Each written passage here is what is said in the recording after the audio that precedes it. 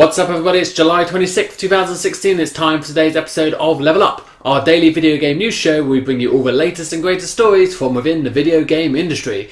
And we're kicking off today with some good news from Microsoft. It's everyone's favourite time of the month where they find out what free games they're going to be getting as part of their live subscription. So Microsoft have confirmed the August games, and first up on the Xbox One for the entire month of August, 1st through to the 31st, will be Warriors Orichi 3 on the Xbox One, and then the big one will be coming from August 16th through to September 15th, and that will be WWE 2K16. So the latest wrestling game from 2K is coming in just a couple of weeks' time.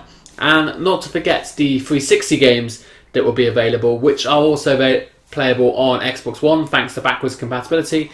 We will be getting Spelunky for the first half of the month, which is a very good kind of roguelike dungeon crawler game, and Beyond Good and Evil HD for the second half of the month. So two very good 360 games. All in all, don't really know too much about Warriors Orichi, but 3 of the 4 all very, very good games. Really good to be getting those. So it's a pretty damn good month, I must say, for Microsoft. Now it's over to Sony to see what they're going to announce. No doubt we'll hear about that in the coming days. There is some good news for Sony fans, PS4 fans. We know No Man's Sky, we seem to be talking about this quite a lot recently. No Man's Sky is coming in just a couple of weeks' time now. And if anyone was kind of worried about the fact that it's an online connected game and you were going to need PlayStation Plus, well, it's been confirmed that you will not need PlayStation Plus in able to play the game online in order to discover all the planets and all that stuff. But realistically, the reason I think behind this is it's very much a single player game. Even though you're all in the same world, there are so many planets. The chances are not only are you going to be the first person to ever discover the planet, but the chance of you ever encountering another player on a planet is so small. You really do need to consider this game to be a single player game, and as such you don't need PlayStation Plus in order to play this game, which is kind of an exception to most online games. But you will need an internet connection in order to register the discoveries and stuff. But other than that, yes, you can play away whether or not you have a subscription or not. Although we've said it many times before, there's no reason to not have PS Plus. It's really good value for the games you get and online gaming for the most part. Rounding out the trifecta, we've done Microsoft, we've done Sony, let's now move on to Nintendo. We've talked quite a lot about Pokemon Go. We know it's been an absolute huge phenomenon.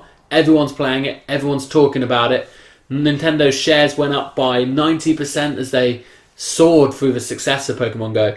Nintendo have now come out this week and actually reminded people that they didn't make the game, and actually they have nothing to do with Niantic, and even though they own a section of the Pokemon company, they're not going to be adjusting their revenues as a result of this game. And then when people finally realised that, Nintendo don't actually make this game, their shares plummeted back down. They went down 18% yesterday, which I find really funny that people were obviously buying these shares without actually doing research into the company.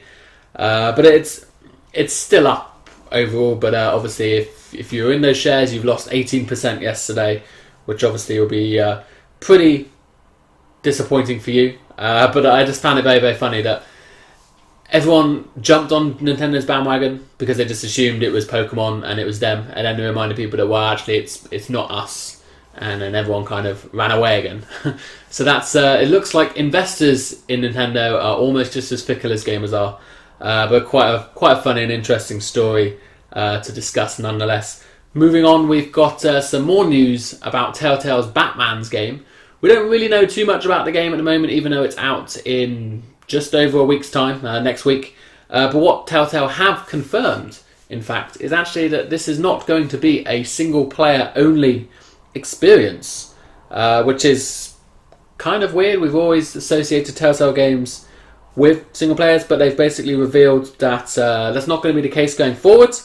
They've basically said that now anyone from 2 to 2,000 plus people can play the game and make the decisions, and that they're turning all Telltale games into a live, interactive, multiplayer experience. Batman will be the first of these, obviously, which is coming out in just a minute, and in a week, and it will support this new crowd play feature, Not exactly sure how it's going to work, but I guess obviously you'll come to a decision and people can kind of vote on them and stuff like that, and that will kind of be your thing will be, your dialogue will venture the path of the popular choice, as it were. So that sounds like an interesting idea. It'll be, what I'm more interested in is to see how it actually works in practice. I am quite intrigued by the Batman game, so no doubt we'll be checking it out when it comes out next week.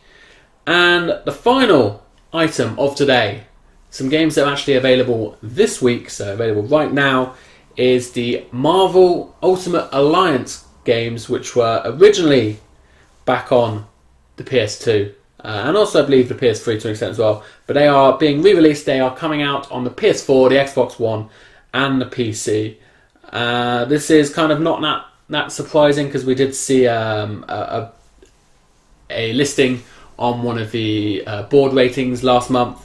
So Marvel confirmed the news over the weekend at Comic-Con. So this is Marvel Ultimate Alliance and Marvel Ultimate Alliance 2 will both be available.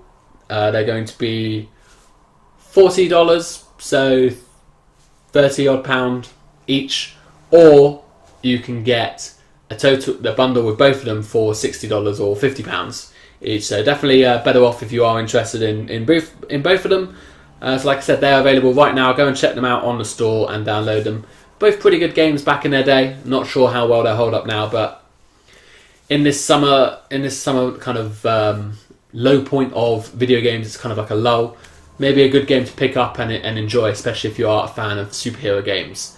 But that's it for today's Level Up episode. Thank you very much for watching, everyone. Let us know down below what you think of the Games with Gold lineup. I think it's really, really good. Do you agree with me? Are you excited to play any of those?